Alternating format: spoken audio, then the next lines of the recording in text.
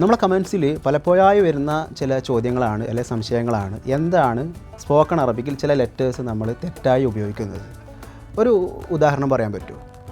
അതായത് നമ്മൾ അറബിയിൽ ഖാഫ് എന്ന അക്ഷരത്തെ ഇമറത്തി ഡയലക്റ്റിൽ ഗ എന്നാണ് ഉച്ചരിക്കാറുള്ളത്. ഉദാഹരണം ഐ ക്യാൻ, അഖ്ദർ, അഖ്ദർ. അതുപോലെ പലപ്പോഴും ജ എന്നുള്ളത് യാ ആയിട്ട് പ്രൊനൗൺസ് ചെയ്യാറുണ്ട്. അജ്ലിസ് എന്ന് പറയുന്നത് അയലിസ് എന്ന് പറയാറുണ്ട്. അതുപോലെ മറ്റൊരക്ഷരമാണ് സ. അതിനിപ്പോൾ നമ്മൾ നമ്പേഴ്സൊക്കെ പറയുമ്പോൾ ഇത്നൈൻ, തലാത്ത, തലാത്തീൻ എന്നൊക്കെ പറയാറുണ്ട്. അതുപോലെ കാഫ് എന്നുള്ള അക്ഷരം അത് ഉച്ചരിക്കുമ്പോൾ ഛ ആക്കി ഉച്ചരിക്കാറുണ്ട്. ഉദാഹരണത്തിന് കത്തിയെ സിക്കീൻ എന്ന് പറയുന്നതിന് പകരം സിച്ചീൻ, ഹാത്ത് സിച്ചീൻ എന്ന് പറയാറുണ്ട്.